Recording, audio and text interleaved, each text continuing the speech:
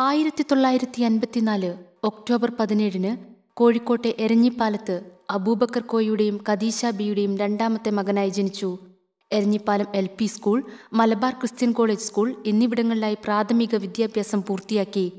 പഠനകാലത്ത് തന്നെ junior school ടീമിനു വേണ്ടി കളിച്ചു. അമിതമായ ഫുട്ബോൾ ഭ്രമം കാരണം പഠനം പാതിവഴിയിൽ ഉപേക്ഷിക്കേണ്ടി വന്നു. അതോടെ NM നജീബ് ഒരു മുഴുവൻ സമയ പന്തുകളിക്കാരനായി മാറുന്നതാണ് പിന്നീട് ഫുട്ബോൾ ലോകം കണ്ടത്. ഇക്കാലത്ത് നിരവധി ടൂർണമെന്റുകളിൽ ബെസ്റ്റ് പ്ലെയറായി തിരഞ്ഞെടുക്കപ്പെട്ടു. 70കളിലെ കേരള ഫുട്ബോൾ ലീഗിലെ ഏറ്റവും പ്രായം കുറഞ്ഞ താരമായിരുന്നു NM നജീബ്. 15-ാം വയസ്സിൽ സ്പോർട്സ് കൗൺസിലിന്റെ കോച്ചിംഗ് ക്യാമ്പിലെത്തിയതോടെ പ്രമുഖ പരിശീലകനായ AV ദേവസിക്കുട്ടിയുടെ പരിശീലന തന്ത്രങ്ങൾ NM നജീബിന്റെ കേളി ശൈലിയെ മാറ്റിമറിച്ചു. ഈ കാലഘട്ടത്തിലാണ് ഒളിമ്പ്യൻ റഹ്മാന്റെ നേതൃത്വത്തിലുള്ള പ്രീമിയർ ടയേഴ്സിലേക്ക് NM നജീബ് ചേക്കേറുന്നത്. ഫുട്ബോൾ തന്റെ ജീവിതഗതിയെ നിർണ്ണയിക്കുന്ന ഒരു അവിഭാജ്യ ഘടകമാണെന്ന് തിരിച്ചറിഞ്ഞ നാളുകളായിരുന്നു അത്. 1977 ആദ്യമായി ഇന്ത്യക്കു വേണ്ടി ജേഴ്സി അണിഞ്ഞു. 1979 ഫുട്ബോളിന്റെ മക്കയായ ബംഗാളിലേക്ക് യാത്ര തിരിച്ചു. മുഹമ്മദൻ സ്പോർട്ടിങ്ങിനും ഈസ്റ്റ് ബംഗാളിനും വേണ്ടി കളിച്ചു. ഫുട്ബോൾ മൈതാനത്തെ അതുല്യ പ്രതിഭയ്ക്കുള്ള GV രാജ അവാർഡ് NM നജീബിനെ തേടിയെത്തി. ഒരു കേരളീയന്റെ ഗൃഹാതുര ചിന്തകൾ NM നജീബിനെ വീണ്ടും മലയാള നാട്ടിലേക്ക് തിരിച്ചെത്തിച്ചു. 1980 ടൈറ്റാനിയത്തിനു വേണ്ടി ജേഴ്സി അണിഞ്ഞു. NIS എന്ന സാങ്കേതിക സർട്ടിഫിക്കറ്റുള്ള നിരവധി ഫുട്ബോൾ താരങ്ങൾ ഉണ്ടായിരുന്നിട്ടും NIS ഇല്ലാത്ത ശ്രീ NM നജീബിനെ SBT പോലുള്ള ഒരു വമ്പൻ സാമ്പത്തിക സ്ഥാപനം മുഖ്യ പരിശീലകനാക്കിയത് അദ്ദേഹത്തിന്റെ ഹൃദയത്തിലുള്ള ഫുട്ബോളിന്റെ കയ്യൊപ്പ് ആയിരിക്കാം.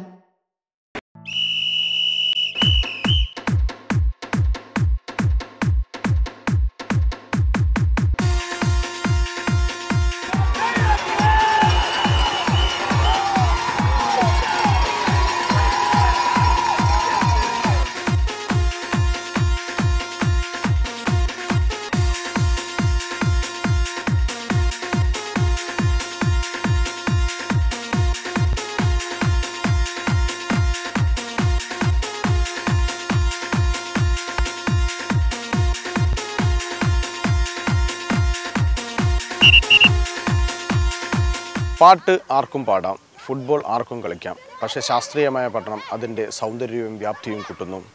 ഫുട്ബോൾ പരിശീലനം വെറുമൊരു ശാരീരിക അഭ്യാസത്തിനപ്പുറം ബുദ്ധിയും സൗന്ദര്യവും ഇടകലർത്തി അതിനെ കാവ്യാത്മകമാക്കുന്നതിലൂടെയാണ് ഒരു പരിശീലകൻ വിജയിക്കുന്നത്. ഒരു പഴയകാല ഇന്ത്യൻ ഫുട്ബോളർ എന്നതിനപ്പുറം പരിശീലനത്തിൽ പുതിയ രസതന്ത്രങ്ങൾ മെനയുന്ന ഒരു അമരക്കാരൻ കൂടിയാണ് ശ്രീ NM നജീബ്. ശ്രീ NM നജീബിൻ്റെ കായിക ജീവിതത്തിലൂടെ ഒരു യാത്ര. Good morning sir. Good morning. Welcome to track and field. എങ്ങനെയാണ് താങ്കൾ ഈ ഫുട്ബോൾ രംഗത്തേക്ക് വരുന്നത്? താങ്കളുടെ ബാല്യകാലം എങ്ങനെയായിരുന്നു? ശരിക്കും ആ ഒരു ബാല്യകാലം എന്ന് പറഞ്ഞത്, ആ കുട്ടിക്കാലം എന്ന് പറഞ്ഞാൽ ഞാൻ ഓർക്കുന്നില്ല. എൻ്റെ ജീവിതത്തിൽ ഞാൻ ജനിച്ചത് മുതൽ ഇങ്ങോട്ടൊക്കെ എനിക്ക് തോന്നുന്നത് ഈ ബോൾ ആയിട്ടുള്ള ജീവിതം തന്നെയാണ്. അതുകൊണ്ട് ഒരു തുടക്കം എപ്പോഴാണെന്നുള്ളത് പറയാൻ വളരെ ചെറുപ്പത്തിൽ തന്നെ എനിക്ക് ആ കുട്ടിക്കാലം മുതൽ എൻ്റെ ഒളിമ്പ്യൻ റഹ്മാനൊക്കെ പണ്ട് പറയായിരുന്നു ഒരു ചെറിയ കുട്ടി ആദ്യം കളിക്കുന്ന കളി ഫുട്ബോളാണെന്ന്. തീർച്ചയായിട്ടും അത് പ്രസവിച്ച് വീണത് അപ്പം തന്നെ കാലിട്ടടിക്കുന്ന അതേമാതിരിയാണോ താങ്കളുടെ ഒരു ഫുട്ബോൾ? അത് തന്നെയാണല്ലോ. നമ്മളൊരു കുട്ടി ഒരു പന്ത് ഇങ്ങനെ ഉരുട്ടി വെച്ചാൽ ആദ്യം തട്ടുന്ന കാലം കൊണ്ടാണ്. അത് തന്നെ ആയിരിക്കാം ചിലപ്പം. പിന്നെ ഒരാളും തന്നെ ഒരു കളിക്കാരൻ, എനിക്ക് തോന്നുന്നത് ഒരു കളിക്കാരനായിട്ട് അല്ല കളിക്കാരനാക്കാൻ ജനിപ്പിക്കുന്നില്ല, അയാൾ ജനിക്കുന്നതാണ്. അത് ഇൻബോൺ ടാലന്റ് ആണോ? ആയിരിക്കണം. തന്നെയാണ് എൻ്റെ വിശ്വാസം.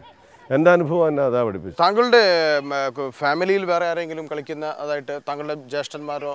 എൻ്റെ വീട്ടിൽ പൊതുവെ എൻ്റെ മദറിൻ്റെ ഫാമിലി ആവുന്ന സമയത്ത് എൻ്റെ അമ്മാവൻ ഫുട്ബോൾ പ്ലെയർ ആയിരുന്നു. എൻ്റെ വാപ്പ അത്യാവശ്യം ഫുട്ബോൾ കളിക്കും. ഞാൻ കണ്ടിട്ടുണ്ട് മുറ്റത്തു നിന്നൊക്കെ ജഗിൾ ചെയ്യുന്നൊക്കെ കണ്ടിട്ടുണ്ട്, ബോൾ ജഗിൾ ചെയ്യുന്നൊക്കെ കണ്ടു. പക്ഷേ അവർക്കൊക്കെ ഫുട്ബോളായിട്ടുള്ള ബന്ധമുണ്ടായിരുന്നു. അതുകൊണ്ട് തന്നെ എൻ്റെ ജ്യേഷ്ഠൻ ഫുട്ബോൾ പ്ലെയറാണ്. ഇതൊക്കെ ആയിരിക്കും. പിന്നെ ഞാൻ ഈ പറഞ്ഞതുപോലെ ഫുട്ബോൾ പ്ലെയർ അതൊക്കെ ആയതുകൊണ്ടാണ് ഫുട്ബോൾ പ്ലെയർ ആയതെന്നല്ല. ഞാൻ ജനിച്ചത് മുതൽ ഞാൻ ഇതിൻ്റെ പുറകെ തന്നെയാണ്. എനിക്ക് വേറെ ഒന്നും എനിക്ക് ഓർമ്മയില്ല. നജീബ് വളരെ ചെറുതാകുമ്പോൾ തന്നെ ഒരു ഫുട്ബോളിലാണ് എത്തിച്ചാൽ 1 വയസ്സ് 1.5 വയസ്സിന് പ്രായമുള്ളപ്പോൾ തന്നെ ഒരു ഫോട്ടോഗ്രാഫർ വന്ന് ഫോട്ടോ എടുക്കുമ്പോൾ എൻ്റെ വാപ്പ ഒരു ചെറിയ പൊട്ടിയ പന്തെടുത്ത് ഞാൻ ഇരിക്കുന്ന സ്ഥലത്ത് കൊടുത്താണ്. ഒരു അനുഗ്രഹം കൊടുത്ത മാതിരിയാണ് എനിക്ക് ഒരു പന്തെടുത്ത് എൻ്റെ കൈ കൊടുത്ത്. പിന്നെ അന്ന് കുറച്ച് ഓൻ തട്ടി കളിക്കുക തന്നെ. കുറച്ച് അത് 5-ാം ക്ലാസ്സിലെത്തുന്ന വരെയുള്ള കളി കളിച്ചാൽ 5-ാം ക്ലാസ്സിൽ നിന്നൊക്കെ ഇവിടുന്ന് ക്രിസ്ത്യൻ കോളേജിൽ നിന്നൊക്കെ എനിക്ക് അന്നേ ആ പേരാണ് നല്ല കളിക്കാരനാണെന്നുള്ള. പല സ്ഥലത്തും കളിക്കാൻ പോകും. പഠിക്കുന്ന കാര്യം മോശമായിരുന്നു. പിന്നെ അത് പറഞ്ഞാലും പഠിക്കാതിരിക്കില്ല. രാത്രി ഒരു 7 മണിയാകുന്നത് വരെ ആ ചെളി വയൽ കിടന്നിട്ട് കളിയാണ്. നജീബ് വളരെ ചെറുപ്പത്തിൽ തന്നെ ഫുട്ബോളിലെ താല്പര്യം. ഞാൻ ചെറിയ രീതിയിലേക്ക് ഫുട്ബോൾ കളിച്ച് വരുന്ന സമയത്ത് നമ്മളൊരു മാമനുണ്ടായിരുന്നു, ഹുസൻകുട്ടി.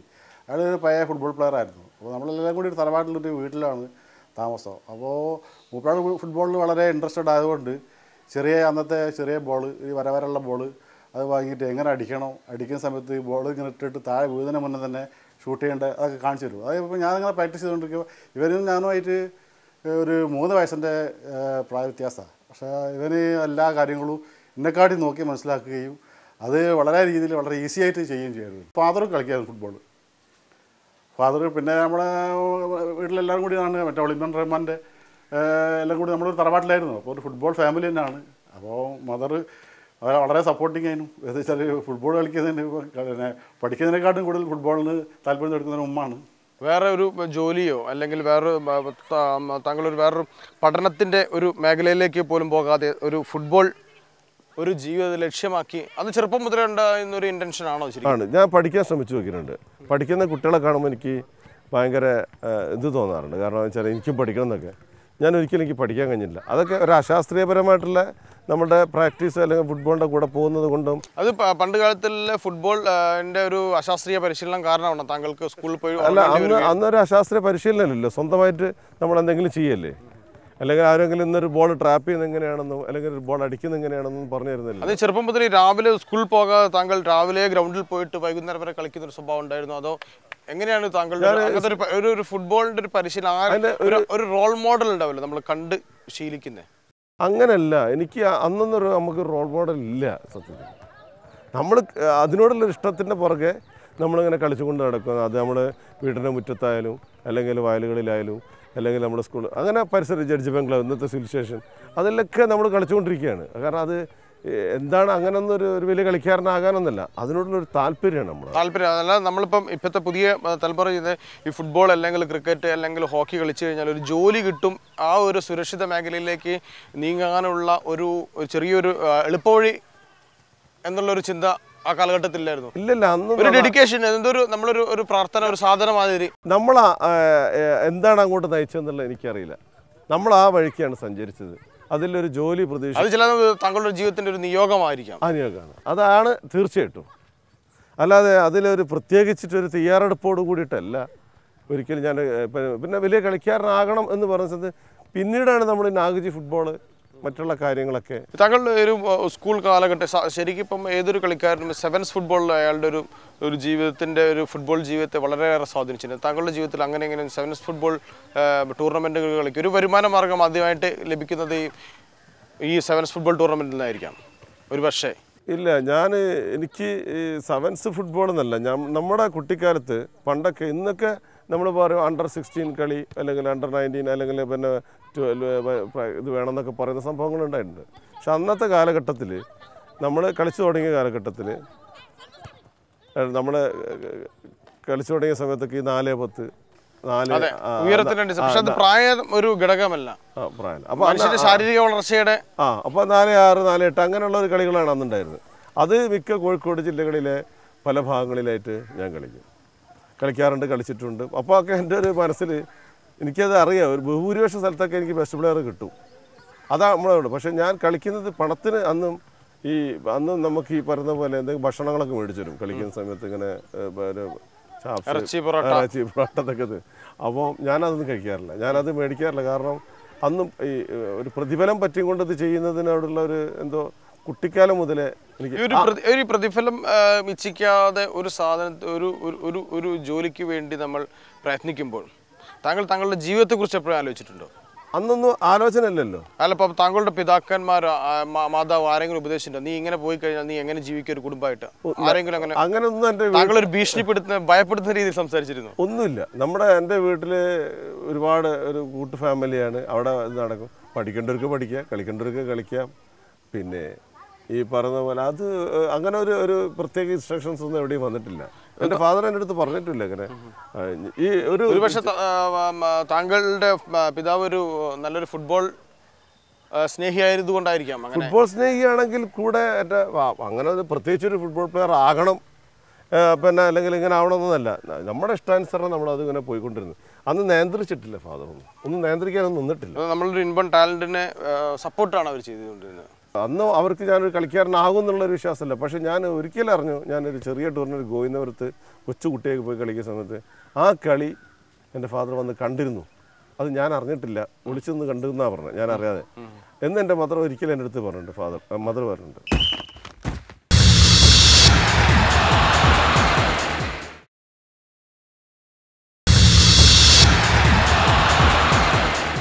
അപ്പോൾ ആ ഉമ്മ പറഞ്ഞത് അപ്പോഴാണ് എനിക്ക് തോന്നുന്നത് എൻ്റെ വാപ്പൻ്റെ കളി കണ്ടിട്ടുണ്ട് ഇല്ലെന്ന്. അന്ന് എനിക്ക് മനസ്സിലായി, ചെറിയ കൊച്ചുകുട്ടിയാണ്, അന്ന് എനിക്ക് വല്ലാത്തൊരു അനുഭവമായിട്ട് എനിക്ക് തോന്നിയിട്ടുണ്ട്. അതല്ലാതെ എനിക്ക് പിന്നെ അങ്ങനെ ഒരു പ്രത്യേകിച്ചിട്ട് അങ്ങനെ ആവണം ഇങ്ങനെ ആവണം എന്നൊന്നും ഫാദർ പറഞ്ഞില്ല. ഒരു പഴയ കാലഘട്ടത്തിൻ്റെ പഴയ തലമുറയിൽപ്പെട്ട ഒരു ജനസമൂഹത്തിൻ്റെ ഏറ്റവും വലിയൊരു പ്രോബ്ലം അതായിരുന്നു. അവരുടെ മൈനസും പ്ലസ് പോയിന്റും അതായിരുന്നു. ആരാവണം എന്നൊരു ലക്ഷ്യം ഇല്ലാതെ പോവുകയും അവരെ പല സ്ഥലങ്ങളിൽ എത്തിപ്പെടുകയും ചെയ്തത്. എല്ലാം ഒരു നിയോഗം പോലെ വന്നു എന്നുള്ളതല്ല, അത്രമാത്രം. താങ്കൾക്ക് എപ്പോഴാണ് ഒരു ഫുട്ബോൾ, ഇനി ഈ ഫുട്ബോൾ ഫീൽഡിൽ നിന്ന് കഴിഞ്ഞാൽ ഇനി നമുക്കൊരു ജീവിതമാർഗം ഉണ്ടാവാം, നമുക്ക് കോൺഫിഡൻസ് കിട്ടിയത് ഏത് കളി കഴിഞ്ഞപ്പോഴാണ് താങ്കൾക്ക് ഈ ഫുട്ബോൾ ഒരു പ്രൊഫഷനായിട്ട് നമുക്ക് കണ്ടിന്യൂ ചെയ്യാം എന്നൊരു കോൺഫിഡൻസ് കിട്ടിയൊരു ഒരു മാച്ച് ഉണ്ടാവില്ല? നമ്മളിപ്പോഴും ഫോർ എക്സാമ്പിൾ സന്തോഷ് ട്രോഫി അല്ലെങ്കിൽ നാഗ്ജി ഫുട്ബോൾ ടൂർണമെൻറ്റ്, ഈ ഏത് ടൂർണമെൻറ്റ് കളിച്ചതിന് ശേഷമാണ് താങ്കൾക്ക് ഈ മേഖലയിൽ നിന്നാൽ എനിക്ക് ജീവിക്കാൻ കഴിയും സമൂഹത്തിന് മുമ്പിൽ മാന്യമായിട്ട് ഏത് സമയത്ത്? അങ്ങനെ ഇതുവരെ എനിക്ക് തോന്നിയിട്ടില്ല, ഈ നിമിഷം വരെ. അപ്പോൾ ഒരു പ്രൊഫഷനായിട്ട് ഫുട്ബോൾ തെരഞ്ഞെടുക്കുന്ന ചെറുപ്പം മുതലേ അത് ഓൾറെഡി ആയിക്കഴിഞ്ഞു, അത് എൻ്റെ ഇഷ്ടം തന്നെയാണ്. അല്ലാതെ ഒരു സ്പെസിഫൈഡ് മാച്ച് കഴിഞ്ഞതിന് ശേഷമാണ് ഇത് ഞാൻ ഓക്കെ ഒരു കോൺഫിഡൻസ് ആ ഒരു അനുഭവം എനിക്ക് അങ്ങനെ ഒന്നും തോന്നിയിട്ടില്ല. കാരണം അതുപോലെ ഞാൻ പിന്നെ ഒരു സന്തോഷ് ട്രോഫി കളിച്ചപ്പോഴാണ് ഒരു കേരള സ്റ്റേറ്റ് പ്ലെയർ ആണെന്ന് എനിക്ക് തോന്നിയത്. അല്ലെങ്കിൽ ഒരു കേരള സ്റ്റേറ്റ് സ്കൂൾസിന് ഞാൻ പോയ സമയത്ത് ആദ്യം എനിക്ക് സെലക്ഷൻ കിട്ടിയിട്ടില്ല. പിന്നെ പിറ്റത്തെ വർഷം ഞാൻ കളിക്കുന്നു. പിന്നെ എൻ്റെ വീട്ടിൽ തന്നെ എൻ്റെ ഇളാമയുടെ ഭർത്താവാണ് വളമ്യൻ റഹ്മാൻ. അദ്ദേഹം പിന്നെ എൻ്റെ താങ്കളുടെ കളിയെ സ്വാധീനിച്ചിട്ടുണ്ടോ? സ്വാധീനിച്ചിട്ടുണ്ടെങ്കിൽ ആ കാലഘട്ടത്തിൽ പിന്നെ ഒളിമ്പ്യൻ റഹ്മാൻ എന്ന് മാത്രമേ എനിക്കറിയുള്ളൂ. കളിക്കുന്ന കളികളോ അല്ലെങ്കിൽ കാര്യങ്ങളോ ഒന്നും ഞാൻ കണ്ടിട്ടില്ല. പിന്നെ ഞാൻ ഈ ഫുട്ബോൾ കളിക്കാനുള്ള ഇത് നോക്കുന്ന സമയത്ത് സൗകര്യങ്ങൾ, ഇപ്പോൾ ഞാൻ ഏറ്റവും വലിയ എനിക്കൊരു ഗുണം കിട്ടിയത് മലബാർ ക്രിസ്ത്യൻ കോളേജ് ഹൈസ്കൂളിൽ പഠിച്ചത് അന്ന് നല്ലൊരു ഗ്രൗണ്ട് അവിടെ ഉണ്ടായിരുന്നു. ഞാൻ ആ സ്കൂളിൽ ചേരുന്ന സമയത്ത് എരഞ്ഞിപ്പാലം സ്കൂളിൽ നിന്ന് അങ്ങോട്ട് പോകുന്ന സമയത്ത് തന്നെ ഞാൻ കാണുന്ന ആ ഗ്രൗണ്ടാണ്. എൻ്റെ മനസ്സിൽ അത് മതി. ഇപ്പോഴത്തെ പുതിയ തലമുറയിൽപ്പെട്ട പല പരിശീലകന്മാരും പറയാറുണ്ട്, നമുക്ക് പരിശീലനം ചെയ്യാൻ ഒരു നല്ല ഗ്രൗണ്ട് ഇല്ലാത്തത് കൊണ്ടാണ് ഈ പരിശീലനം നമുക്ക് ഏറ്റവും ഒരു അപര്യാപ്തമായി നിൽക്കുന്നതെന്ന് പറയുന്നത്. അതിൽ എത്രത്തോളം വാസ്തവമുണ്ട്? അതിലൊരുപാട് സത്യങ്ങളുണ്ട്, ഒരുപാട് വാസ്തവങ്ങളുണ്ട്, എല്ലാ കാര്യങ്ങളും ഉണ്ട്. പക്ഷേ നമ്മൾ ഒരു ഭാഗം എടുത്തു നോക്കുന്ന സമയത്ത് പണ്ട് കാലങ്ങളിൽ ഇതൊന്നും ഇല്ലാത്ത സമയത്ത് തന്നെ ഇതിനേക്കാൾ കൂടുതൽ കളിക്കാർ നമ്മൾ ഇവിടെ പിന്നെ ഇന്ത്യയിൽ ഉണ്ടായിട്ടുണ്ടെന്നുള്ളതാണ് സത്യം.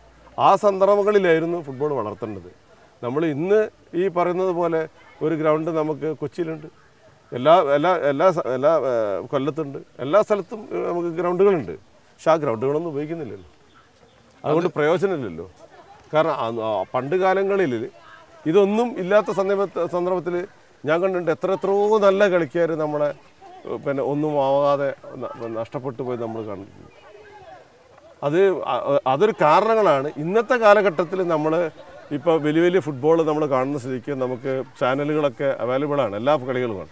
അങ്ങനത്തെ ഒരു സാഹചര്യത്തിലേക്ക് ഇന്നത്തെ ഫുട്ബോളിൻ്റെ ആ ഡെവലപ്മെൻറ്റ്സ് എടുത്ത് നോക്കുമ്പോൾ നമുക്ക് വളരെ അത്യാവശ്യം തന്നെയാണ് ഈ പറഞ്ഞ പോലെ ഈ നല്ല ഗ്രൗണ്ടുകളും നല്ല അതിൻ്റെ രീതികളും അതിൻ്റെ പുതിയ പിന്നെ ശാസ്ത്രീയപരമായ രീതികളൊക്കെ അത്യാവശ്യം തന്നെയാണ്. അല്ലാതെ നമുക്ക് ആ നിലയിലേക്ക് നമുക്കൊരു ഒരു ഫുട്ബോൾ ടീം ഉണ്ടാക്കാൻ സാധിക്കുന്ന വിശ്വാസം എനിക്കില്ല. പലരും ഞാൻ വിമർശിക്കുന്നതായിട്ട് തോന്നുന്നു, ആ വിമർശനമല്ല. അത് വിമർശനമാണോ അല്ല, സംഭവം നമ്മളെ ഒരുതരം വിഷമങ്ങളാണ്. ഇതിനോടുള്ള ഒരു ആത്മാർത്ഥത കാരണം നമ്മൾ തുറന്നടിക്കുന്നതാണ്, തുറന്ന് പറയുന്നൊരു കാര്യം. പക്ഷെ താങ്കളുടെ പല കൊളീഗ്സും താങ്കളുടെ ഈ ഒരു കാർക്കശ്യമുള്ള സ്വഭാവം കാരണം പലർക്കും ഒരു അതൃപ്തി താങ്കളോട് തോന്നിയിട്ടുണ്ട്. അത് തോന്നാറുണ്ട്, കാരണം പലപ്പോഴും അത് തോന്നുന്നു. അത് പലപ്പോഴും എനിക്ക് മനസ്സിലാവുന്നുണ്ട് എൻ്റെ സ്വഭാവത്തിൽ ഒരുപാട് അപാകതകളായിരിക്കാം അത്. പക്ഷെ അതുകൊണ്ടല്ല ഞാൻ അത് ശരിക്കും താങ്കളുടെ ഉള്ള നിഷ്കളങ്കത കൊണ്ട് നിങ്ങൾ പ്രകടിപ്പിക്കുന്നതാണ്. നിഷ്കളങ്കനാണോന്ന് എനിക്ക് പറയാൻ കഴിയില്ല. ഞാൻ നിഷ്കളങ്കനാണെന്ന് എനിക്ക് പറയാൻ അല്ല, ഫുട്ബോൾ നിങ്ങളുടെ വ്യക്തി ജീവിതത്തിലെ നിഷ്കളങ്കതയല്ല, ഫുട്ബോൾ കളിയോടുള്ള താങ്കളുടെ ഒരു നിഷ്കളങ്കത. എനിക്ക് ഒരു സത്യസന്ധമായിട്ടൊരു കാര്യം എനിക്ക് പറയാൻ കഴിയും. ഞാൻ അതിനോട് 100% ആത്മാർത്ഥ പുലർത്തിയ ഒരാളാണ്. നീതി പുലർത്തുന്നുണ്ട്. നീതി പുലർത്തുന്നുണ്ട്. ജീവിച്ചത് തൊട്ട് ഇന്ന് വരെ ഈ 58ാമത്തെ വയസ്സ് വരെ ഇപ്പോഴും ഞാൻ ഗ്രൗണ്ടിൽ തന്നെയാണ്. നിങ്ങളിത് എടുക്കുന്ന സമയത്തും ഞാൻ ഗ്രൗണ്ടിൽ ചെയ്തുകൊണ്ടിരിക്കുകയാണ്. ഓരോ നിമിഷവും ഞാൻ കളിക്കാരനായിട്ടും കോച്ചായിട്ടും ഈ പിന്നെ കുട്ടിക്കാലങ്ങളിലും എല്ലാ സമയത്തും ഞാൻ ഈ ഫുട്ബോളിൽ തന്നെയാണ് ജീവിച്ചത്. പക്ഷേ ഒരു കാലഘട്ടത്തിൽ ഒരു കളിക്കാരനായിരുന്നു. അതുകൊണ്ട് ഞാൻ തിരിച്ചു വന്നു. പിന്നെ അതിന് ശേഷം കുറേ റെസ്റ്റ് എടുത്തു കഴിഞ്ഞതിന് ശേഷം എൻ്റെ സൗകര്യങ്ങൾക്ക് അനുസരിച്ച് വരുന്ന ആളല്ല. ഞാൻ ഇതിന് സമയം കണ്ടെത്തിയിട്ടാണ് ബാക്കിയുള്ള എൻ്റെ ജീവിതത്തിലേക്ക് തന്നെ ഞാൻ ബാക്കി ജീവിതം ഞാൻ കാണാറുള്ളൂ. കാരണം എൻ്റെ വിദ്യാഭ്യാസത്തിൻ്റെ പറ്റി പറയുന്ന സമയത്ത് ഞാൻ 2ാം ക്ലാസ്സിൽ തോറ്റ വ്യക്തിയാണ്. 2ാം ക്ലാസ്സിൽ അപ്പോൾ അപൂർവമായ കാര്യം. അത് അഭിമാനത്തോടു കൂടി പറയല്ല. അല്ല, അത് താങ്കളുടെ ആ കാലഘട്ടത്തിന്റെ ഒരു നമുക്ക് ഇപ്പോഴാണ് കുറച്ചും കൂടി വിദ്യാഭ്യാസ മേഖല നമ്മൾ കൂടുതൽ ശക്തമാവുന്നത്. അതുകൊണ്ട് തന്നെ ഞാൻ എൻ്റെ ഇപ്പോൾ കോച്ച് ചെയ്യുന്ന കുട്ടികൾക്ക് വിദ്യാഭ്യാസം കഴിഞ്ഞതിന് ശേഷം മാത്രമേ ഞാൻ അവരെ കോച്ച് ചെയ്യാറുള്ളൂ. കാരണം അവർക്ക് വളരെ അത്യാവശ്യമാണെന്നുള്ളത്. എനിക്കതിനെക്കുറിച്ച് അറിയില്ലായിരുന്നു.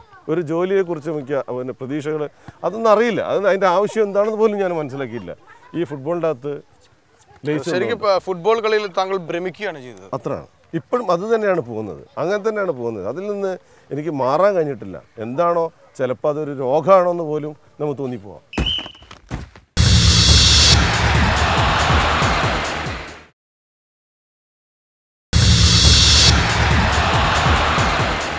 സെവൻസ് ഫുട്ബോളും ഈ 11സ് ഫുട്ബോളും തമ്മിലുള്ള മേജർ ഡിഫറൻസ് എന്താണ്?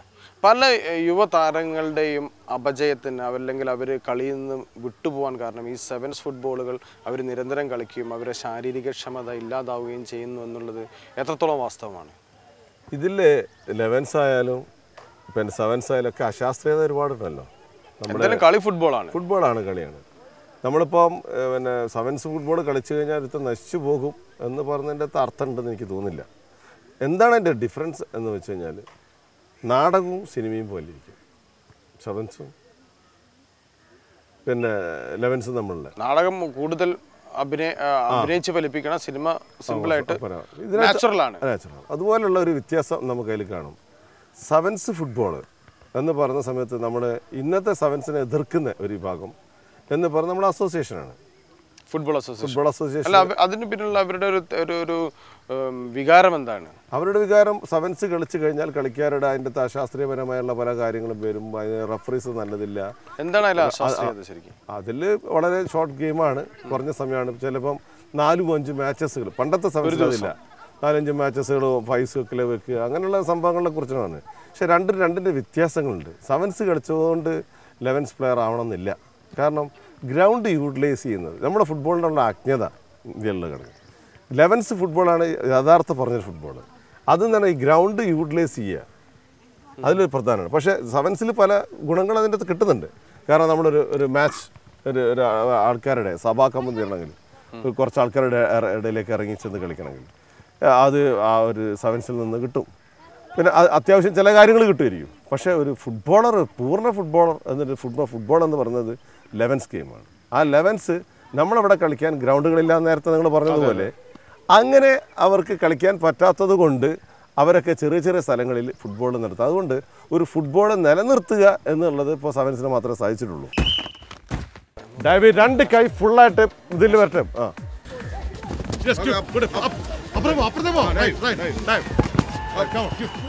Up good. Keep it come. Up. ഇവിടെ ഇട്ടെടുക്ക്. നീ എന്തിനാ നോക്കുന്നത്?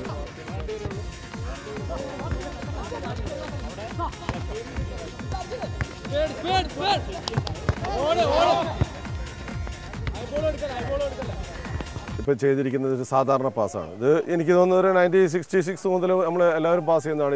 ഒരു പിന്നെ ഓവർലാപ്പിംഗ് സിസ്റ്റത്തിനൊക്കെ ഉപയോഗിക്കുന്ന, ഒരു ഇൻ്റർചേഞ്ചിങ് സിസ്റ്റത്തിന് ഉപയോഗിക്കുന്ന ഒരു 3 പേഴ്സണിൽ പാസ് ചെയ്യുന്ന സംഗതിയാണ് ഉപയോഗിക്കുന്നത്. ഫുട്ബോൾ എന്ന് പറയുന്നത് 11 പേര് കളിക്കുന്ന കളിയാണ്. അതിലെ ഭാഷ എന്ന് പറയുന്നത് തന്നെ 11 പേര് പാസിങ്ങാണ്. പാസിങ്ങിൽ കൂടെയാണ് അതിൻ്റെ ഭാഷ എന്ന് പറയുന്നത്. അല്ലെങ്കിൽ നമ്മൾ കമ്മ്യൂണിക്കേഷൻ ചെയ്യുന്നതാണ്. അപ്പോൾ പാസിങ് പെർഫെക്റ്റ് അല്ല, റിസീവിങ് പെർഫെക്റ്റ് അല്ല എന്ന് പറഞ്ഞാൽ ഫുട്ബോൾ അവസാനിച്ചു എന്നുള്ളതാണ്. അത് തന്നെയാണ് ഇന്ത്യൻ ഫുട്ബോളിൽ സംഭവിക്കുന്നത്. നമ്മളിപ്പോൾ ഇപ്പോൾ നേരത്തെ ചെയ്തൊരു ഓവർലാപ്പ് പാസ്സാണ്. അത് നമ്മളൊരു പാസ് ചെയ്തൊരു സ്ഥലത്തേക്ക് തന്നെ ഓടുന്നു. അങ്ങനെ ഫുട്ബോളില്ല. പല വ്യത്യസ്ത സൈഡിലേക്ക് വ്യത്യസ്ത സെൻസ് നമുക്ക് ഡെവലപ്പ് ചെയ്യണം. പെട്ടെന്നുള്ള ഡിസിഷൻസ് നമുക്ക് ആവശ്യമാണ്. അപ്പോൾ അങ്ങനെ ഡെവലപ്പ് ചെയ്യാൻ വേണ്ടിയിട്ട് ഇതിൻ്റെ ഒരു ഓപ്പോസിറ്റ് സൈഡ് എന്ന് പറയുമ്പോഴേക്ക് എത്ര കുട്ടികൾക്ക് പെർഫെക്റ്റായിട്ട് ചെയ്യാൻ കഴിയും, എത്ര കുട്ടികൾക്ക് പെർഫെക്റ്റ് ചെയ്യാൻ കഴിയില്ല. നമ്മളിതിൻ്റെ അകത്ത് പല കുട്ടികളുണ്ട്. ഇപ്പോൾ പുതിയതായിട്ട് വന്ന ഇതിപ്പം ഈ കുട്ടികൾക്ക് നമുക്കൊരു 10-22 ദിവസമായിട്ട് ഒരു 3 ആഴ്ച കൊണ്ട് തുടങ്ങിയാണ്. അവർക്ക് എത്രമാത്രം ചെയ്യാൻ സാധിക്കുന്നുള്ളത് നമുക്ക് ഇതിൻ്റെ അകത്തിൽ കൂടെ വാച്ച് ചെയ്യാം. ഫസ്റ്റ്. ഇതൊരു ഓപ്പോസിറ്റ് സൈഡ് പാസ്സാണ് നേരത്തിൻ്റെ. അത് നമുക്ക് വാച്ച് ചെയ്ത് നോക്കാം. ഇത് എത്രമാത്രം നമ്മുടെ ഇന്നത്തെ കളിക്കാർക്ക്, ഇപ്പോഴത്തെ കളിക്കാർക്ക് എത്ര പേർക്ക് ഇതിനകത്ത് പെർഫെക്റ്റായിട്ട് ചെയ്യാൻ കഴിയും, തെറ്റാ ചെയ്യാൻ കഴിയും എന്നുള്ള നമ്മൾ നോക്കുക. ഇതിൽ തന്നെ നമ്മൾ റൈറ്റ് ലെഫ്റ്റ് യൂസ് ചെയ്യുന്നുണ്ട്. വല്ല വ്യത്യസ്തമായ ഒരുപാട് കാര്യങ്ങൾ ഇതിൻ്റെ ഉണ്ട്. അത് ഞങ്ങൾ പിന്നെ വിവരിക്കാം. ഇതിനെ just watch. Right ready start. Left trap and right pass. Come on pass. ഇവിടെ right trap and left pass. Go inside, go inside. Yes, go out. ഒരു സംഗതി, ഒരു പാസിങ്ങിൽ തെറ്റി പോകുമ്പോഴേക്ക് ആ മൂവ്മെൻറ്റ് അവിടെ അവസാനിക്കുന്നു. ഇതാണ് ഫുട്ബോൾ സംഭവിക്കുന്നത്. ഇതുപോലത്തെ കാര്യങ്ങളെക്കുറിച്ച് നമ്മൾ അറിയാതെ, പഠിക്കാതെ നമ്മൾ ഫുട്ബോൾ വളർത്തുക എന്ന് പറഞ്ഞിടത്ത് എന്തർത്ഥമാണുള്ളത്? ഇത് പരിശീലനം എപ്പോഴും ചെറുപ്പത്തിലെ തുടങ്ങുന്നതാണ് താങ്കളുടെ അഭിപ്രായം? തീർച്ചയായിട്ടും. അതില്ലാതെ കഴിയില്ല. ഇപ്പം നമ്മൾ നോക്കും, ഒരു പാസ്, ഒരു 2 പാസ് ചെയ്യുമ്പോൾ ബ്രേക്കായി, ഒരു 5 പാസ് ചെയ്യുന്ന ഇന്ത്യൻ ടീം നമ്മളില്ല.